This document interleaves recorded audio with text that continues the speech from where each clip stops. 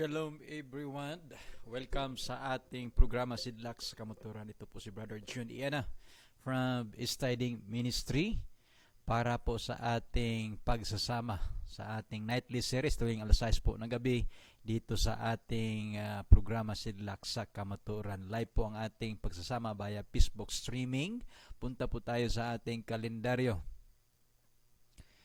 Nasa 7th day of the month, 6th month, 7th day of the 6th month, 6th day of the week of the year 5865. At ito ay may katumbas na pizza sa Gregorian na kalendaryo mula sunset ng Friday hanggang sunset ng Saturday, September 3, year 2022. At ito po ay nahati sa division of the year 110 Jubilee, Week 4 and Year 6. So nagkaroon na po tayo ng talakayan patungkol po sa Jubilee Weeks and Year Reckoning. So abangan na lang natin ang ating kasunod na talakayan patungkol po sa Revolution of Lights, the Sun and the Moon, nakabase po sa Book of Enoch. So welcome po once again sa ating programa. Wala tayong naka-live kagabi. Wala po tayong kurente brownout po dito sa ating lugar. At kaya hindi tayo nakapag-live kagabi. So welcome uli sa ating nightly series. Ang ating tatalakay ngayon. Ito po ay karugtong sa ating current event. Yung last episode natin patungkol po sa 10 Commandments. Ang 10 Commandments plus 1. Ang 10 Commandments plus 1 na talakay natin patungkol po sa climate change. Mga presente ng mga kaganapan sa ating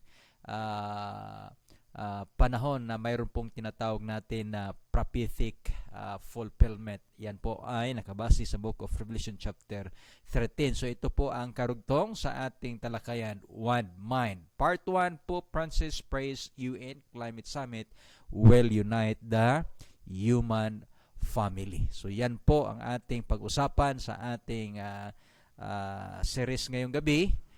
You shall know the truth and the truth shall make you free. So tingnan natin ang mga prophetic insight patungkol po dito at ating pag-aralan as we are facing for the troublous time such as never was. Sa ating mga live viewers, kasama natin ngayon si Sister Risa Iana, Brother Miljun, and Sister Flor.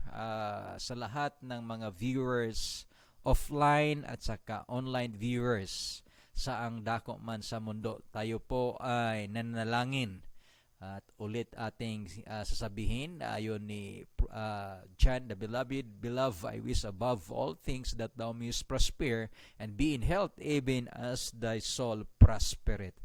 Kahit ng ating kapanahonan puno sa mga balita na mga masasama, tayo po ay manatiling matatag at magkaroon ng peace of mind to ask for the divine help. For our Elohim is Almighty Elohim, the one Elohim who can able to save us and to present us faultless before the throne of His glory. So yan po ang ating Wad Elohim, a living Elohim. So ibig sabihin siya po ay makarinig sa ating mga hinaing, sa ating mga panawagan. So wag po tayo mag-atubili. Ika nga sabi ni Pablo, let us come boldly to the throne of grace that we may obtain mercy in times of help. Hebrews chapter 4 verse 16. So balikan natin ang ating time of the end. So ito po yung mga kaganapan sa ating kapanahunan ngayon. Ito po ay may 4 na major events. So time of the end, yan po ang nakasulat sa Book of Daniel chapter 12 verse 9. And he said, go thy way, Daniel, for the words of our close up and sealed till the time of the end. So ang time of the end ay nag-umpisa po yan sa Matthew chapter 24 verse 8. At yan po ang prophetic fulfillment sa ating kapanahunan. Andyan po lahat ang mga prophetic prophecy patungkol po sa wars, yung gira Rumors of wars ang tumitinding girian tali sa China at saka Taiwan. Famines, famines lalot na sa bahagi sa East Africa. At kahit na sa mga ibayong dagat, mga resulta po sa tinatawag natin na climate chaos. Nagkaroon po ng mga severe nga drought across the globe. Nagbabadya na gutom dahil po sa resulta ng tinatawag natin na global warming, extreme heat. Nagkaroon po ng mga pagkasunog, yung mga ilog ay natutuyo. So yan po ang mga presente ng mga pangyayari at ito po ay nagdudulot ng mga tinatawag natin famines and pestilences. Yan po ang mga kasama na po yan.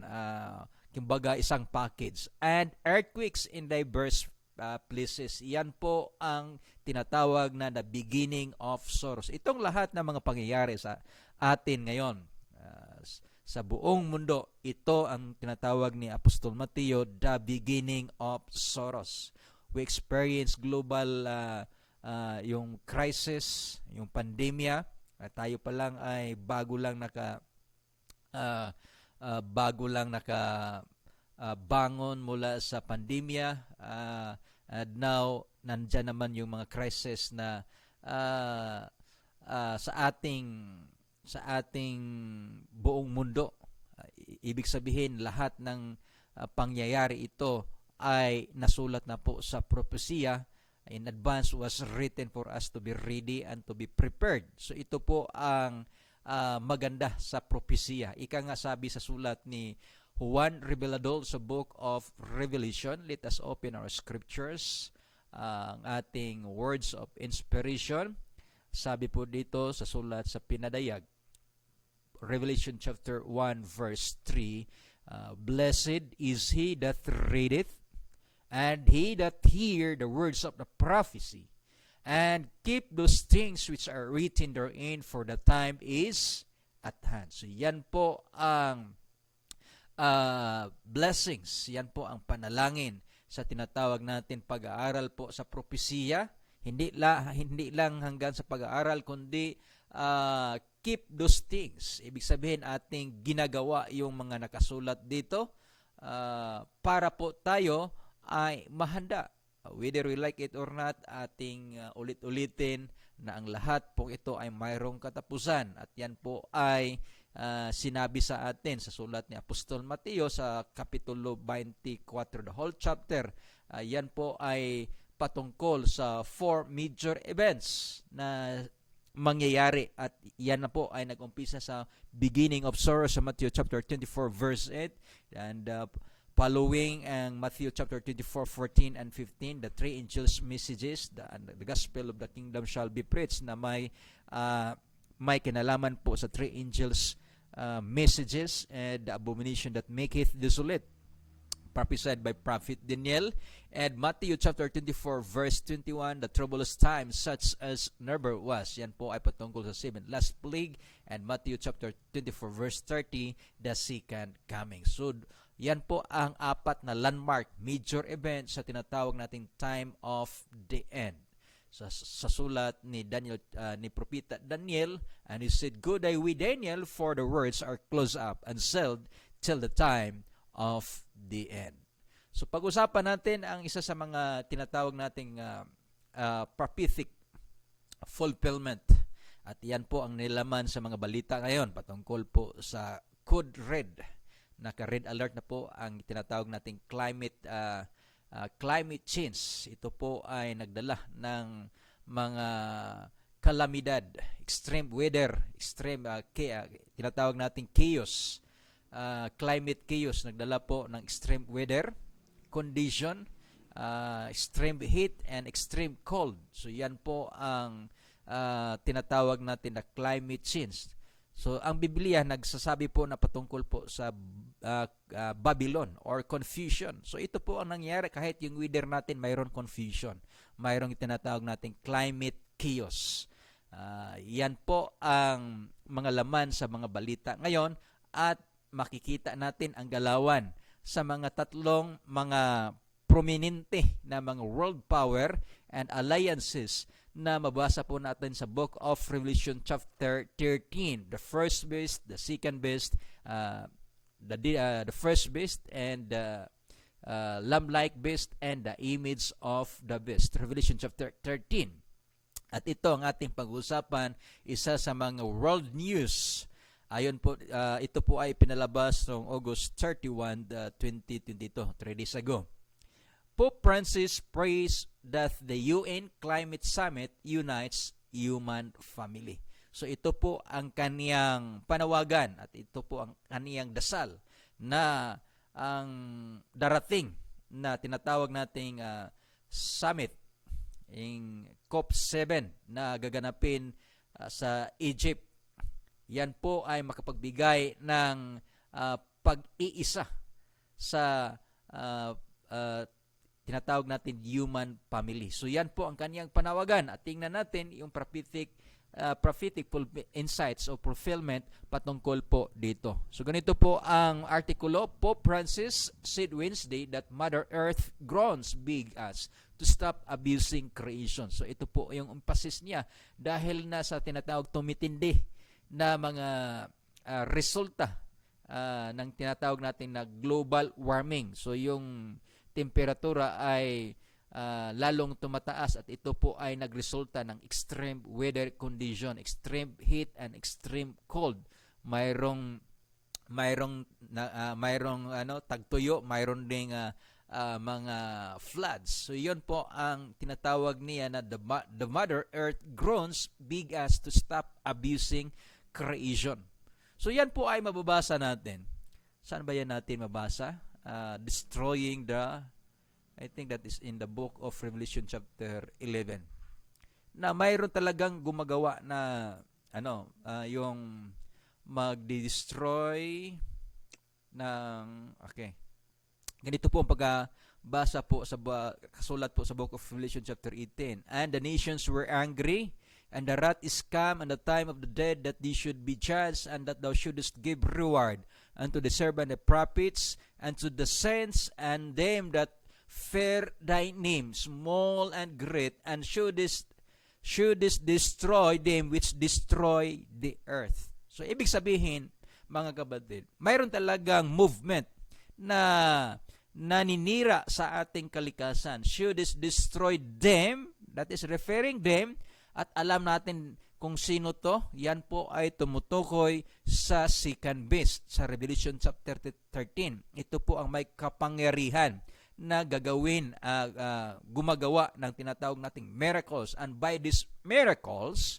Revelation chapter 13, babasahin natin ulit, the second beast, the lamb-like beast, na siya po ay may kakayahan. And he exercises, so the lamb-like beast, ito po ay tumutukoy sa United States of America. Yan na po ay ating natalakay. And he exerciseth all the power of the first beast before him, and causeth the earth and them which dwell therein to worship the first beast, whose deadly wand was held. And he doeth great wonders. Ito po, great wonders, so that he maketh fire came down from heaven on the earth and in the sight of men, and deceiveth them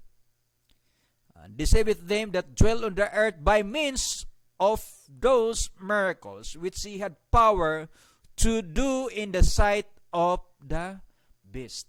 So ito po ang mga kaganapan. Makikita natin na yung sinasabi dito na destroy them, Revelation chapter 11 verse 18, and shouldest destroy them which destroy the earth. Ito po yung mga movement at iyan natin tinalakay na ang Estados Unidos isa iyan sa mga pinaka-advanced na technology na mayroon po silang tinatawag itong man-made. Ibig sabihin, itong tinatawag natin na destruction na nangyayari ngayon, ito po ay man-made.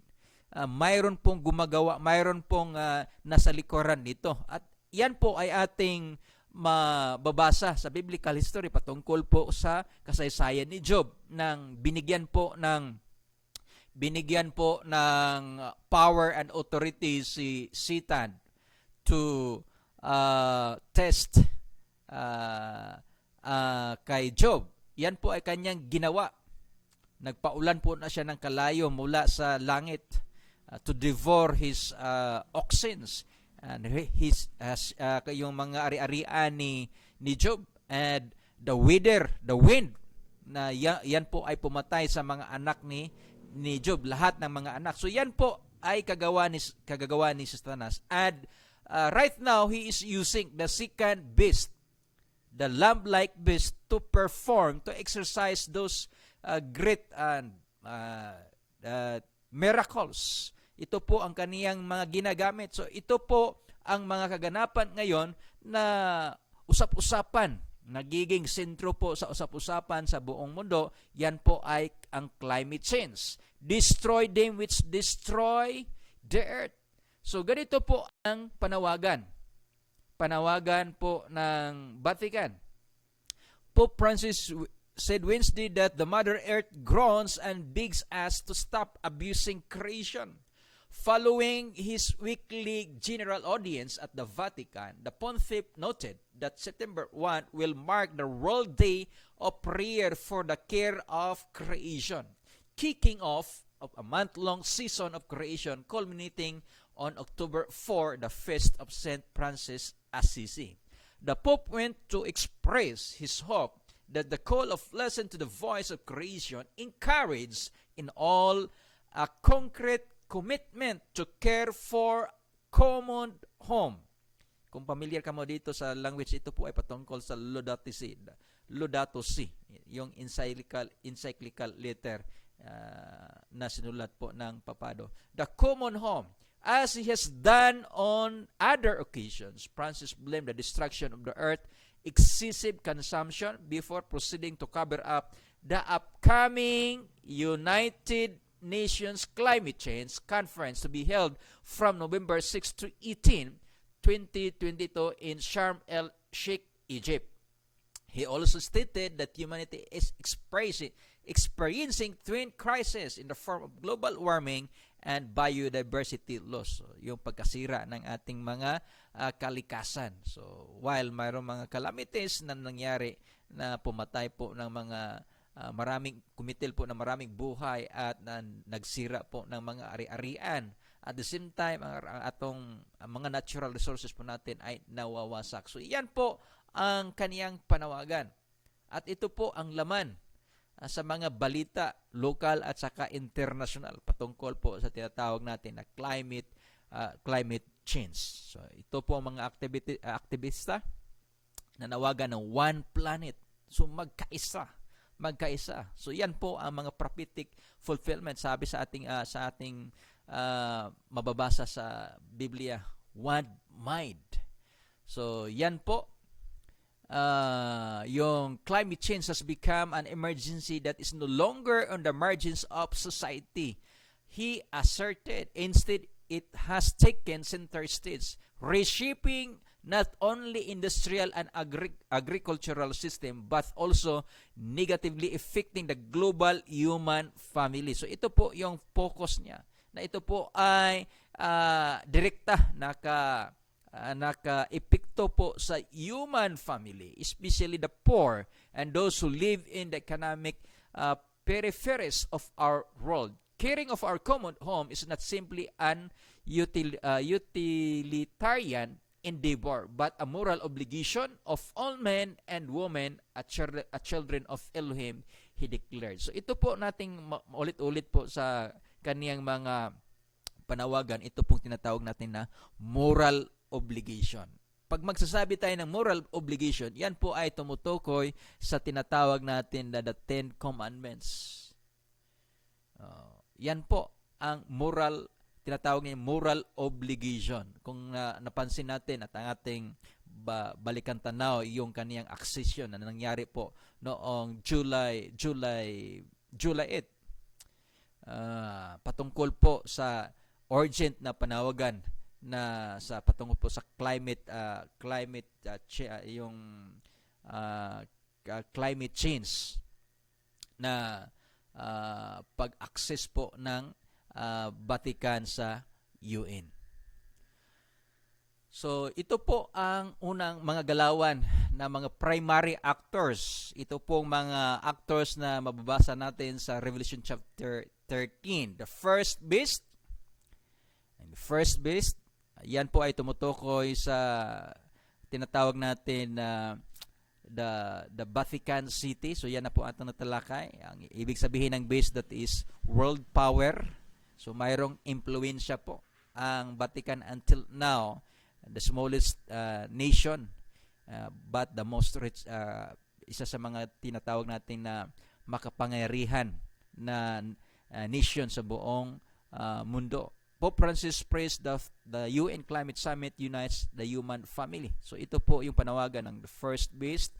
Pangalawa naman, lastly lang, a few days ago, the second beast, the lamb-like beast of the Revelation chapter 13 verse 11, Biden could declare climate emergency. So mayroon na po sila, nagpasa na po sila ng tinatawag ng pinakamalaking budget patungkol po sa tinatawag natin na climate fund, climate change fund. So mayroon na po silang budget dito kung paano nilang measure, paano nila ma-address ang problema ng climate change. Yan po ang prophetic fulfillment sa lamb-like beast, Revelation chapter 13. And the interfaith religion, image of the beast, the world's most prominent religious leader, call on everyone to make friends across religions. Yan po ay patungkol sa pag-address ng climate change.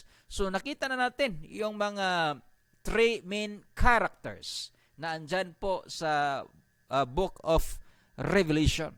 The first beast, the second beast, and the image of the beast, the church and state alliance. So yan po ang mga prophetic fulfillment na gumugulong at mayroon pong urgency na movement na nanawagan sa tinatawag nating pagkaisa, one mind. So ano ba nakasulat sa Biblia? Revelation chapter 17 verse 13, these have one mind and shall give their power and strength unto the beast. So yan po ang nakasulat sa propesya sa book of Revelation chapter 17 verse 13. So ang tinutukoy dito na beast power is yung first beast sa book of Revelation, yung may tinatawag na deadly wand. Yan po ay patungkol sa Vatican.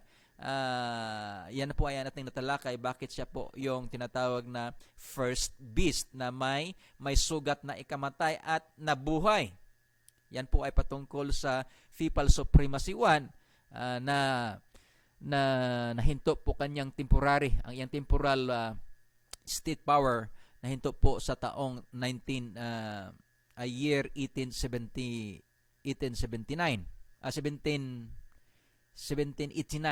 So, yan po ang temporal power na nahinto, yung sugat na ikamatay. Pero ngayon, andyan na, nakita natin his movement. So, ito po ang propesya. These have one mind and shall give their power and strength unto the beast. Revelation chapter 17 verse 18, and the woman which thou sawest is that great city which reigneth over the kings of the earth. Over the kings of the earth. Ano ba to? Ito po yung tinatawag natin United Nations, Holy See Accession to Climate Convention and Paris Agreement. So yan po ang ating natalakay at ating balikan natin. Ito po yung sulat ng kanilang accession. Basahin natin. Ito po yung accession ng Vatican. Ganito po ang kanilang panawagan. At ito yung accession na nangyari noong Friday, July 8, year 2022. Communique on the accession of the Holy See to the Climate Convention and the Paris Agreement. So ito po yung sulat ng kanilang tinatawag na accession. So yung salitang accession, yan po ay pag-upo sa trono. Yan po ang as a queen. Yan po ang propesya sa Biblia. sa Book of Revelation as a queen. So ganito po ang nakasulat. Laudato Si, page 160. The Holy See wishes that the convention and the Paris Agreement would help to promote a remarkable convergence on the urgent. So tingnan niyo mga kapatid ang kanyang panawagan. The urgent, yung urgency ng kanilang panawagan patungkol po sa pag-respond ng climate change. The urgent need for a change of direction. So ito po ang laman. Isa sa mga laman ng kanya yung sulat patungkol po sa accession. So yan po ang movement ng first beast. So nangyari na po yan at ang ating abangan at ating abangan ang mangyari na tinatawag natin na US Summit na gaganapin ngayon sa Egypt this coming November 6 hanggang sa November 18. At kasabay niyan ang tinatawag nating Interfaith Movement na tinalakay natin na yung mga world leaders religions aakyat po sa Mount Sinai. Yan po, Mount Sinai, panawagan. So tinalakay natin ang tinatawag nating the Counterfeit Movement of Elijah. So yan po, magkasunod. So makita natin ang galawan ng tatlong karakter na tinutumbok sa Book of Revelation chapter 13. The first beast, the lamb-like beast, and the image of the beast. One mind. These have one mind and shall give their power and strength unto the beast. And there was given unto him a mouth speaking great things and blasphemies, and powers given unto him to continue 42 months or 3.5 years. Ito po ang prophetic timeline nga nakasulat po sa Book of Daniel. At yan po ang tinatalakay natin, the abomination that make it desolate. Ang timeline po nakasulat po yan sa sulat ni Propeta Daniel. Buksan natin ang ating Biblia sa Book of Daniel chapter 12. Mayroong tatlong timeline po diyan ang nakasulat sa chapter 12 sa Book of Daniel. At ganito po ang nakasulat sa verse 7. And I heard a man clothed linen was upon the waters of the river, when he held up his right hand and lift unto heaven, and stirred by him that liveth for a times and a half. So ito po ay 3.5 years. Times and a half. So yung time that is 1 year times that is 2 years, and then and a half. So ang ibig sabihin is 3 years and a half. So ito po yung the same na timeline na mabasa natin sa Book of Revelation. He continued to and given unto him to continue 42 months. Ang 42 months, that is equivalent of 1,260 days or 3.5 years. And he opened his mouth in blasphemy against his Elohim, to blaspheme his name and his tabernacle and them that dwell in heaven. So, ano ba itong blasphemy na sinasabi dito? So, yan po ang tinatawag natin na usurpation of authority, yung blasphemy. Ito nga yung sinasabi natin, the falling of the man of sin, yung tinatawag the mystery of iniquity, who exalted itself against our Elohim, who wants to be like Elohim by simply changing times and laws. Yung Sunday like the Jewish Sabbath, which is the sign and authority of our Elohim, kanya pong palitan ng kaniyang marka, the mark of the beast. So the sign or the mark of Elohim, Ezekiel chapter 20 verse 12 and 20, yan po ay kanyang papalitan ng the mark of the beast. Yan po ay blasphemy his name and his tabernacle and them that dwell in heaven. And it was given unto him to make war with the saints. Kaya magkaroon ng tinatawag natin na persecutions of the saints. And to overcome them, and power was given over all kindreds and tongue and nations. So magkaroon po ng tinatawag natin na death penalty sa Book of Revelation chapter 13. You cannot buy or sell. Those are economic sanctions for the saints of Elohim na hindi tatanggap na tinatawag nating na mark of the beast. And all that dwell upon the earth shall worship. So ito po yung purpose ng one mind. Yung pagkaisa, yan po ay magdala ng tinatawag nating sympathy patungkol po sa tinatawag nating the first beast, na siya po ang mamumuno sa tinatawag nating reformation. Siya po ang magre-reformation kasi nga mayroon pong nangyayari na tinatawag natin na global crisis. So, ang moral reformation, yan po ay pangunahan sa first beast of the book of Revelation chapter 13. At yan po ay tumutukoy sa papal supremacy to, that he will continue 40 and 2 months at times and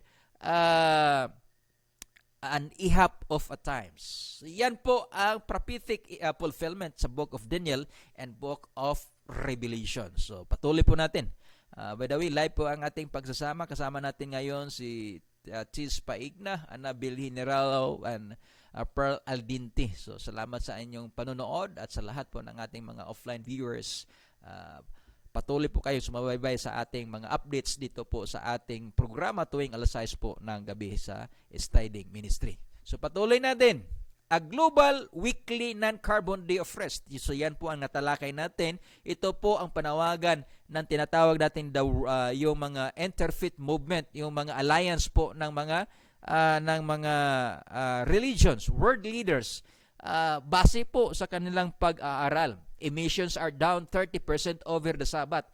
So balikan lang natin ang issue sa climate change. Ang kanilang pangunahin na tinutumbok na problema ay yung pagtaas ng emission po ng carbon dioxide that is mainly a result of human activity. Primarily ang paggamit ng mga fuel, yung mga gas natin, yung paggamit po ng mga fuel niyan, ayan po ang waste product. So every time na magagamit may kagaya natin, yung oxygen pag ilabas, pag makonsumo, ang lalabas ay carbon dioxide. Pero in large scale, ang kanilang datos, ang kanilang tinutumbok na problema ay ang tinatawag nating carbon dioxide na ma-release primarily sa paggamit ng tinatawag nating mga fuel. So yan po. So base po sa kanilang pag-aaral, the Sabbath emissions are down 30% over the Sabbath. Bumaba yung tinatawag natin na emission ng tinatawag natin na carbon dioxide. It is because walay activity. Sabat kasi sa Jerusalem, ang kanilang Sabat is Saturday. Bumaba 30%. At yan po ay kung ating ma-recall at nabalikan na yung pangyayari sa panahon ng tinatawag nating pandemya na nagkaroon po ng lockdown. Tingnan mo yung mga balita, yung news. Nagkaroon po ng malinaw na atmosphere lalo na sa Luzon, sa Metro Manila. Grabe, mataas po yung pollution. Pag nasa open air ka, talagang mapuno ng alikabok yung ilong mo. Pag nasa open air ka sa Manila. Pero during sa pandemya, yan po ay mayroong mga sulat na article na malinaw at naging presko po yung hangin at malinaw po yung kapaligiran. So yan po ay mga pag-aaral at yan po ay literal po na nangyari sa panahon po ng tinatawag na no human activity. Simple lang, walang basura na lalabas pag walang activity. Kasi sa tuwing may aktibidades, mayroon talagang waste product na lalabas. Kagaya nga sa atin, magkonsumo tayo ng oxygen, paglabas niyan ay carbon dioxide. So yan po ang kanilang mga pag-aaral na base po sa Israel are almost zeroed out on Yom Kippur. So ano ba itong Yom Kippur? Ito po ang Day of Atonement, the holiest of the year. So zero during sa Yom Kippur. Ito po yung event ng fasting for the whole day. Mag-umpisa po sa 9th of the evening and matatapos po sa evening ng 10th. Ayan po ay nakabase sa Book of Leviticus chapter 23 verse 32. So a global weekly non-carbon. So ito yung panawagan nila, a global weekly non-carbon day of rest could reduce emissions of the world by 1/7 and can be observed by different faith. communities on different days. So, bahagyang walang problema kasi pwede naman tayo mamili. O kagaya ng mga Adventist, o Saturday, yung mga Sunday worship, Sunday, o yung ubang mga Kristiyano, Sunday. So, walang problema. Ito po yung pang-umpisa. At alam natin ang propesya, yan po ay magdadala sa tinatawag natin na false idolatrous worship na tinatawag nating Sunday like the Jewish Sabbath. At yan po ay nangyari na sa panahon ng mga ancient Israel. The Balaam doctrine na gradually ang camp of Israel, yan po ay nadala sa tinatawag natin na pag-aalay sa mga Diyos-Diyosan at hanggang yumuko sa gitawag nating pagsimba sa Diyos-Diyosan na si Baal Peor. So yan po nangyari na. So making friendship, ito yung panawagan nila, making friendship. So yan po ang nangyari sa kapanahonan ni Baal. Making friendship. Kasi hindi nga nila matalo-talo ang Israel, so ang ginawa nila is making friendship. So ito po yung movement ngayon ng tinatawag natin na interfaith, and they are introducing Sabbath to combat the tinatawag natin para maibsan yung tinatawag nating yung pag-emission ng yung carbon footprints. So yan po ang kanilang practical na solusyon. Di ba? It sounds familiar and the same. Yan po ang nakasulat sa encyclical letter Laudato Si of the Holy Father Francis on care for our common home. Ganito po ang pagkasabi. On Sunday, our participation in the Eucharist has a special importance. Sunday, like the Jewish Sabbath, is meant to be a day which heals our relationship with God and with ourselves, with others, and with the world. The law of weekly rest forbid work on the seventh day. So, nakita nyo yung magkaparihong tunog sa mga sulat na yan at sa mga panawagan. Both the major actor, the Interfaith Alliance, and the First Best. So, tingnan natin kung ano namang sasabihin ng Second Best. Kasi yung Second Best naman ang magproklama ng tinatawag nating the First National Sunday Law. Yan po ay mangyayari sa US. Kagaya ngayon, nagkaroon na sila ng maraming yung measure para makumbat ang tinatawag natin na climate change problem. So, patuloy natin. So, kung napansin natin, at ito na po ay natalakay natin, so may kasunod-sunod lang to, July 31, 2022, mayroong article na lumabas, sulat po to. Ang kaniyang opinion, the constitutional contradiction when it comes to religion. Yan po ay patungkol sa tinatawag natin na blue laws na yung Sunday na banning certain activities on Sundays. Pero anong sabi niya? But wait, what if your rest period is from Friday evening to Saturday evening like the Judaism and the Seventh-day Adventist? So nakita niya na mayroon tinatawag na constitutional contradiction. Anong sabi niya? It seems to me that the any law that we put in place accommodating a specific religious belief is likely to contradict with the beliefs of others.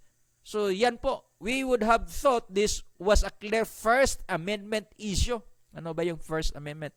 Freedom of separation of church and state. Freedom of religion. So, direkta. So, mayroon tinatawag natin na contradiction.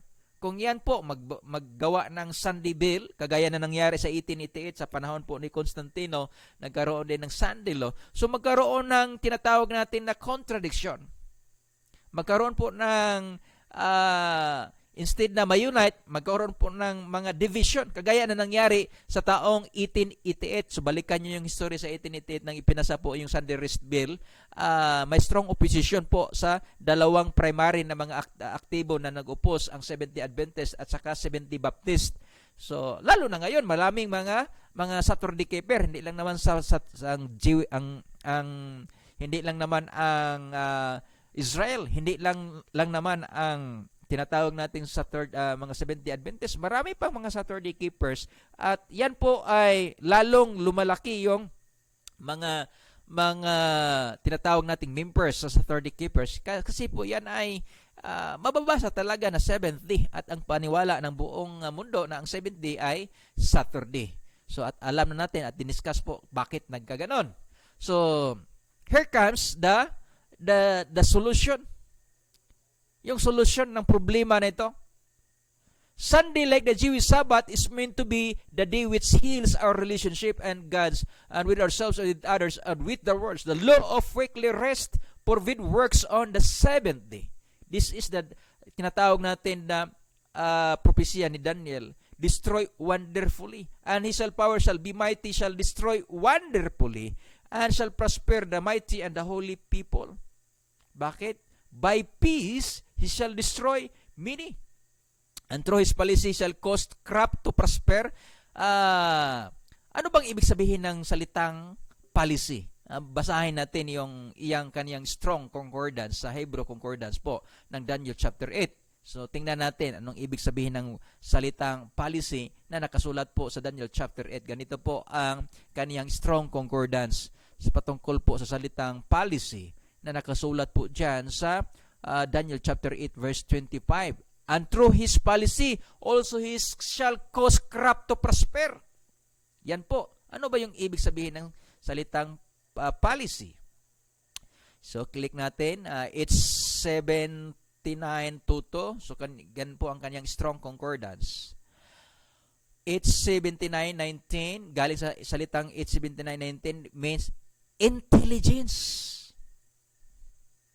knowledge, prudence, yung wisdom, wise, o sa Bisaya pa maro ang iyang kamaro.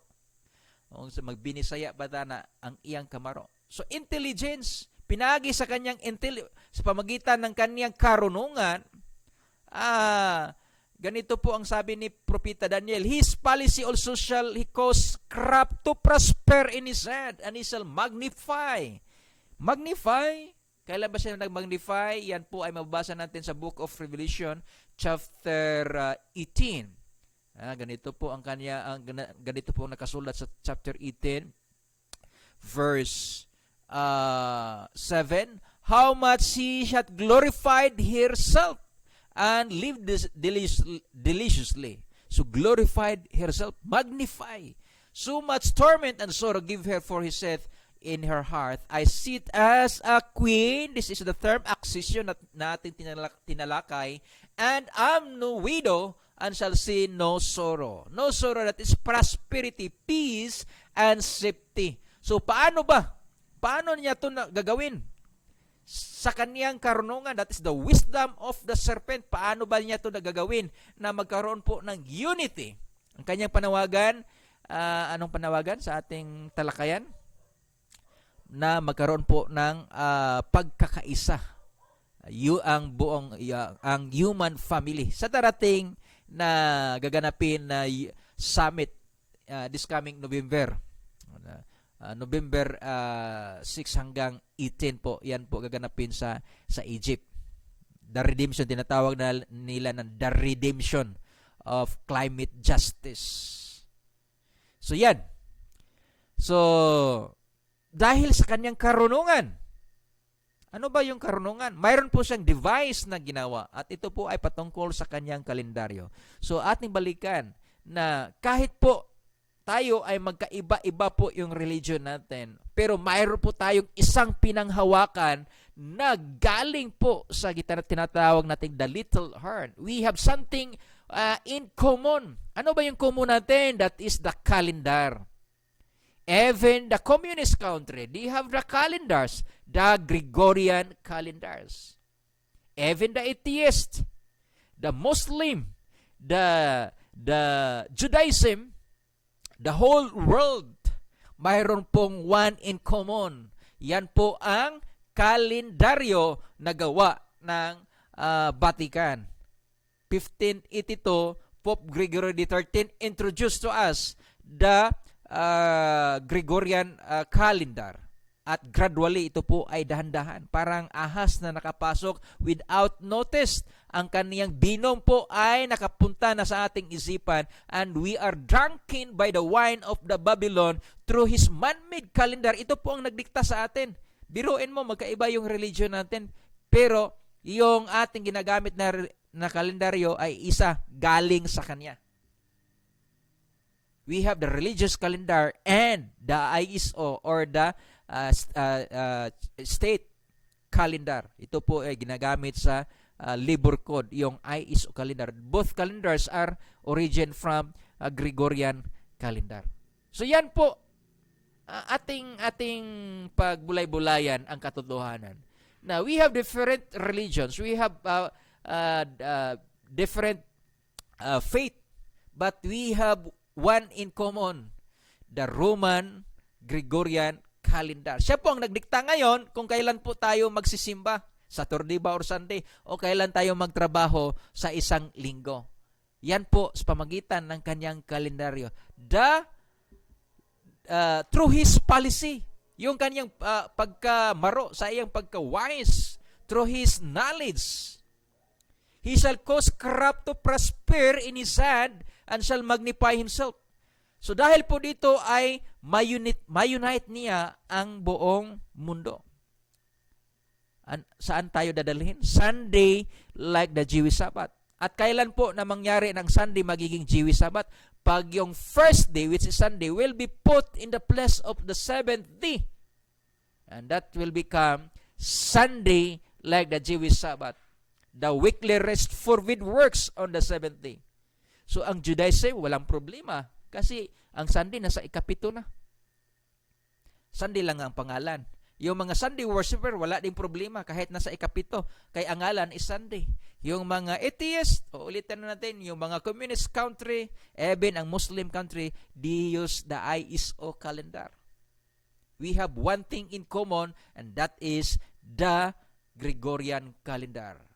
Through his policy, nagiging international calendar po ang Gregorian calendar. Marami naman pong calendar. May Jewish calendar, may Buddhist calendar, may Islamic calendar, may Chinese calendar. Pero ang tinatawag nating yung tinutumbok po sa propesya, yan po, hitting to change times and law. At no wonder, ang Gregorian calendar, yan po ay nagiging international calendar. Yan po ay katumanan. Yan po ay fulfillment sa propesya na sulat sa Daniel chapter 7, chapter 25, verse 25. At yan po ay napropesya din sa Book of Jubilee. Yan po ay tinalakay natin patungkol po sa Book of Jubilee. So patuloy natin. So Sunday, like the Jewish Sabbath, is meant to be a day which heals our relationship with Elohim, ourselves, and others, with the world. This is a theme of unity that will unite us. Anong mag-unite sa atin? Sunday.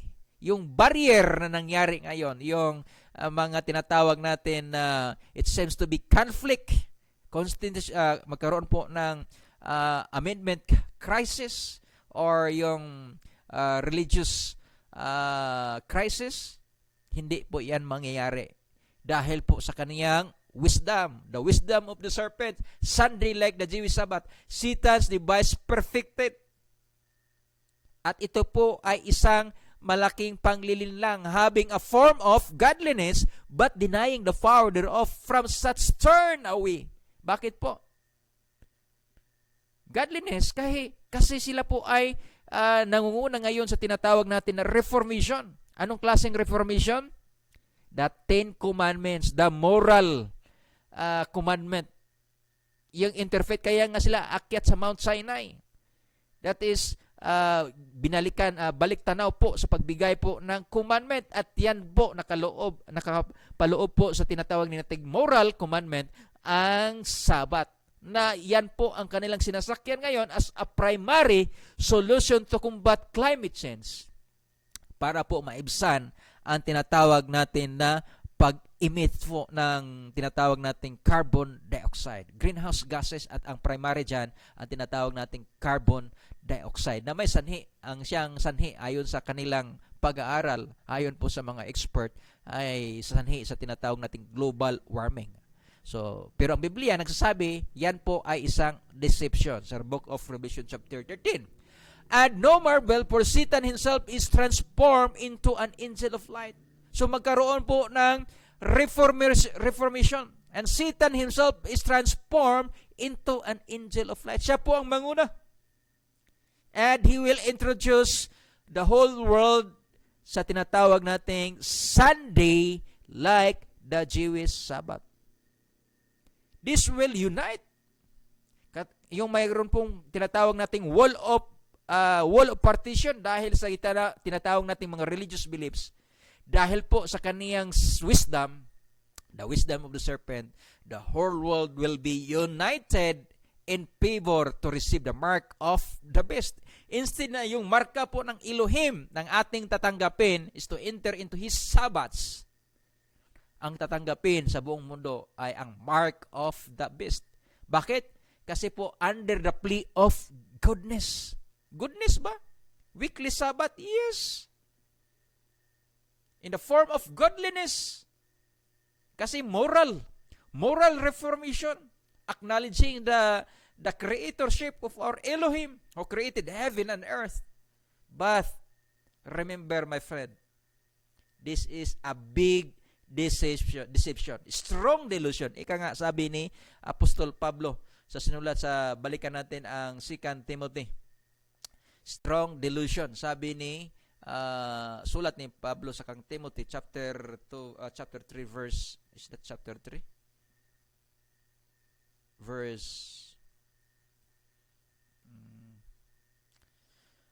Chapter 2 verse 11, therefore 2 Timothy, strong delusion. Saglit lang. Na ano natin.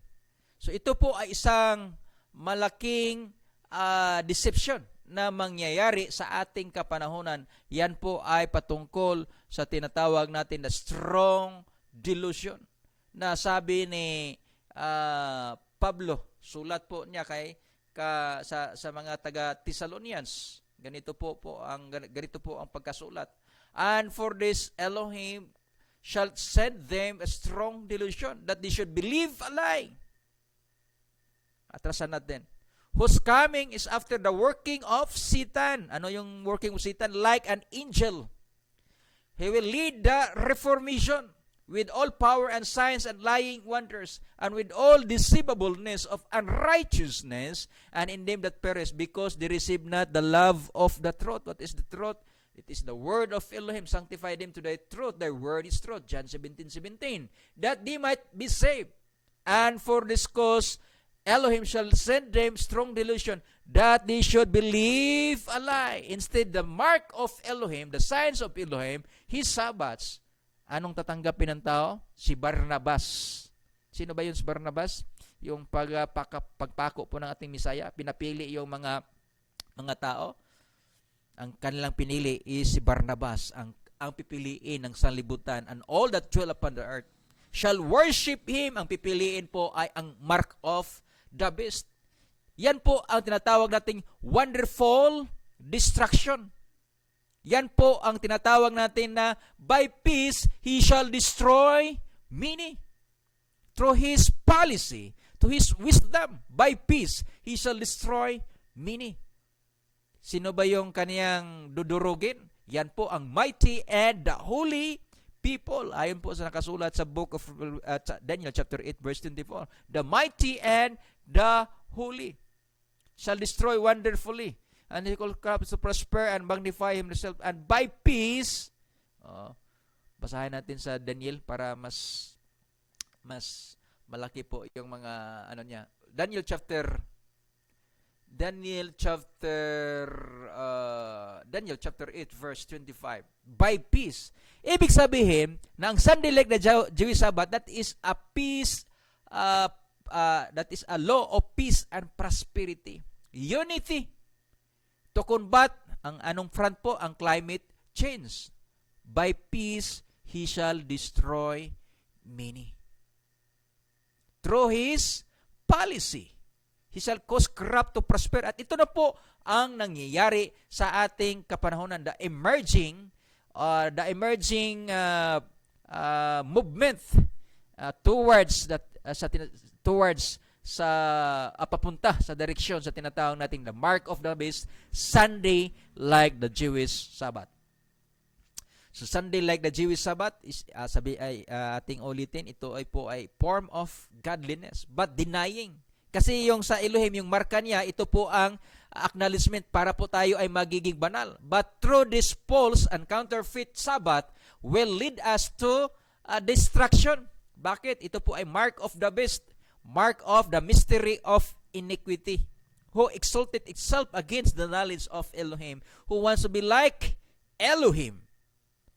So ito po ang marka ng mark of the beast. Hindi po ito magdala sa atin ng tinatawag natin na holiness. Datapwat ito po ay magdadala sa atin ng tinatawag natin iniquity. The mystery of iniquity. Yung isa, marka na magdala sa atin ng holiness, the mystery of holiness, that's true Sabbath of Elohim. At yung kabila naman is the mark of the beast. Yan po ay magdala sa atin ng the mystery of iniquity. Transgression. Yan po ang dahilan bakit magkaroon po ng seventh last plague, Revelation chapter 16. So, having the form of godliness, kasi yung front niya is angel of light, reformation, moral rebirth, moral recovery in the issue of climate change. Andyan po, pinapasok po yung Sabbath. Panawagan po ng mga interfaith movement, the first beast.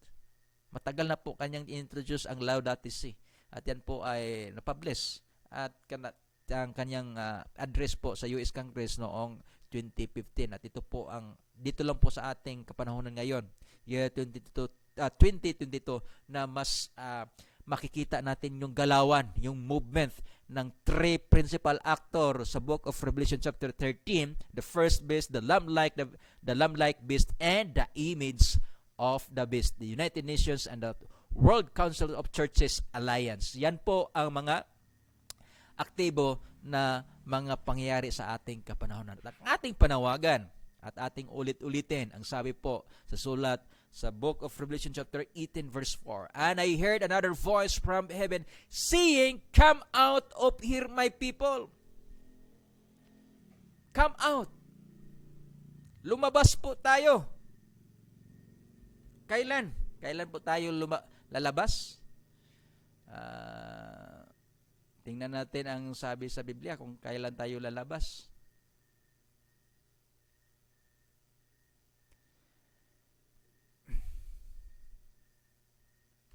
Now, if anyone hear my voice today, pag ating narinig po ang kaniyang salita,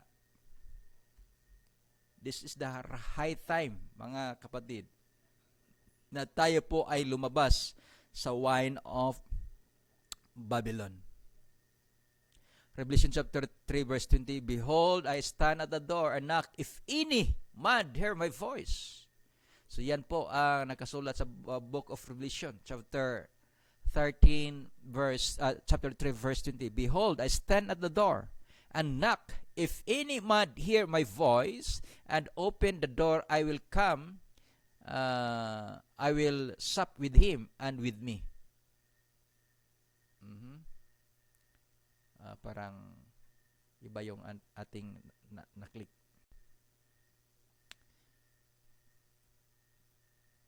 Hebrews, that is Hebrews. "If anyone here today," skip lang natin.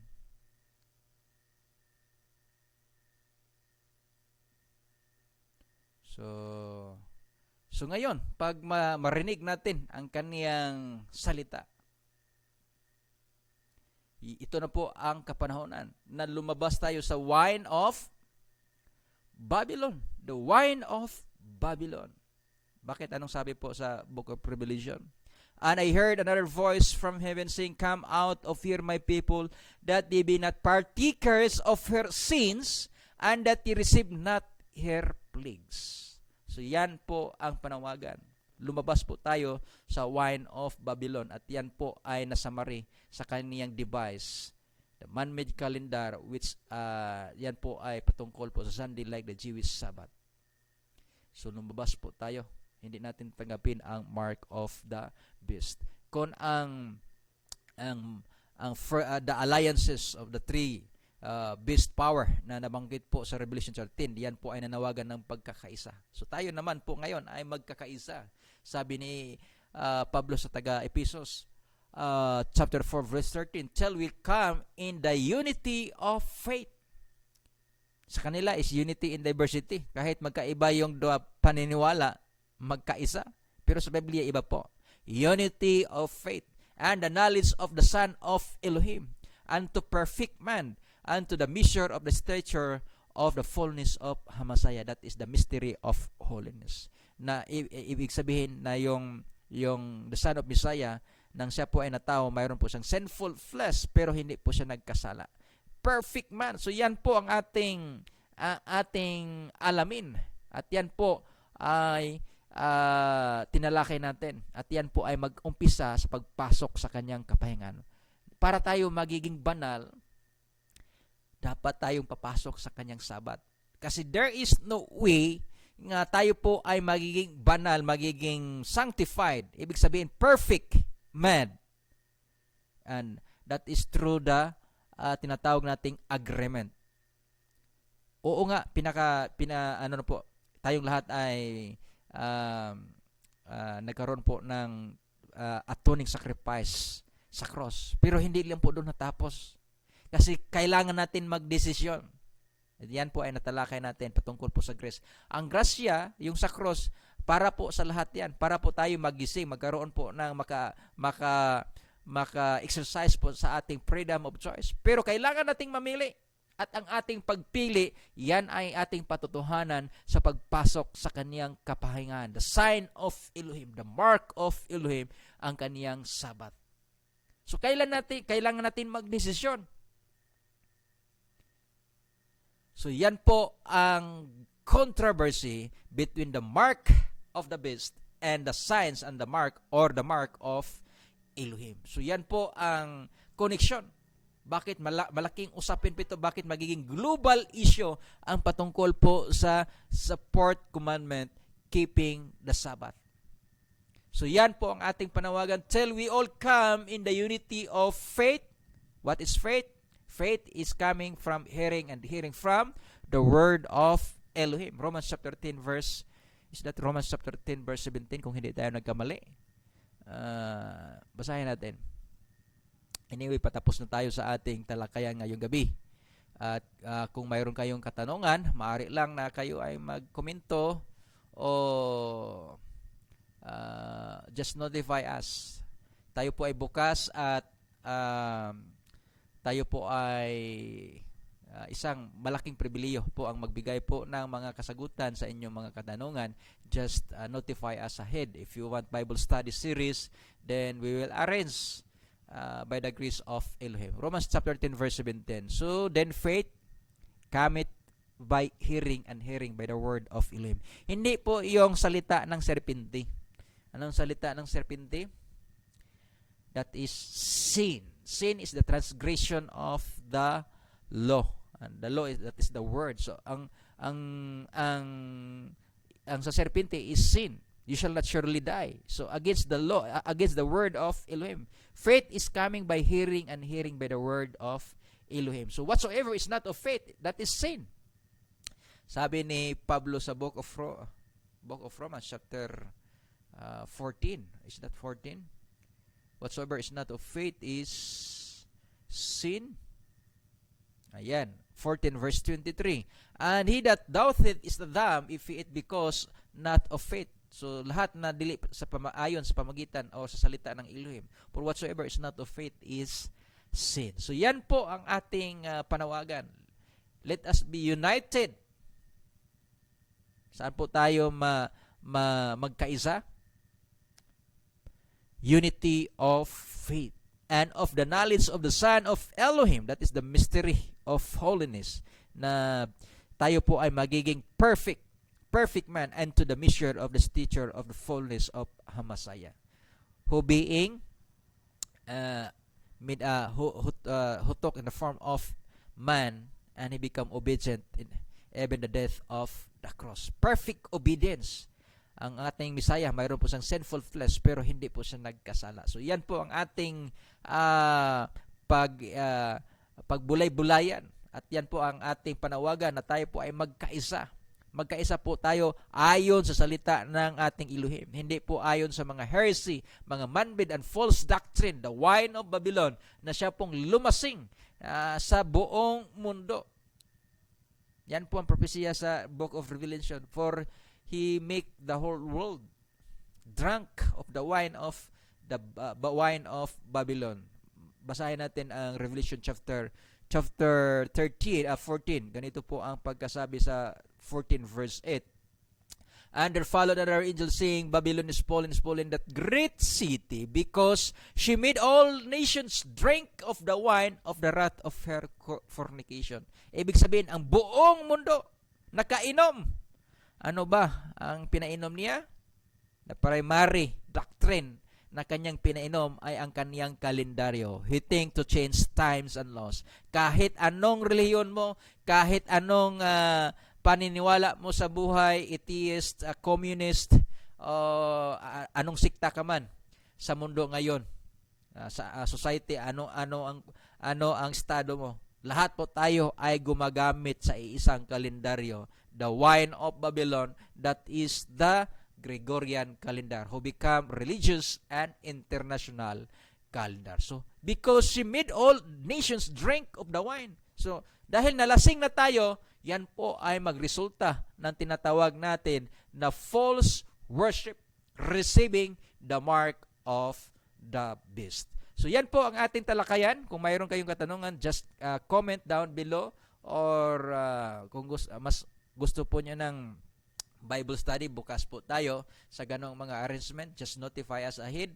And then sa ating pagpasalamat po sa ating mga kapatiran sa Studying Ministry, na siya po ang nagiging instrumento ng ating Elohim para po tayo makapagawa ng tinatawag nating nightly series dito po sa ating programa tuwing alas 6 po dito sa Studying Ministry, sa ating Studying Family, na siya pong nagiging instrumento, kaparti, kabahagi po sa ating programa. At sa lahat ng ating mga viewers watching right now, Golden Eye Alpha is watching, Joy del Rosario, Elmer Mujares, shalom to all. At sa mga offline viewers saan man dako sa mundo, once again, we are invited you to study, especially sa tinatawag nating the true Sabbath of Elohim, the mark of Elohim, His Sabbath, nakabase po sa kanyang kalendaryo sa Biblia.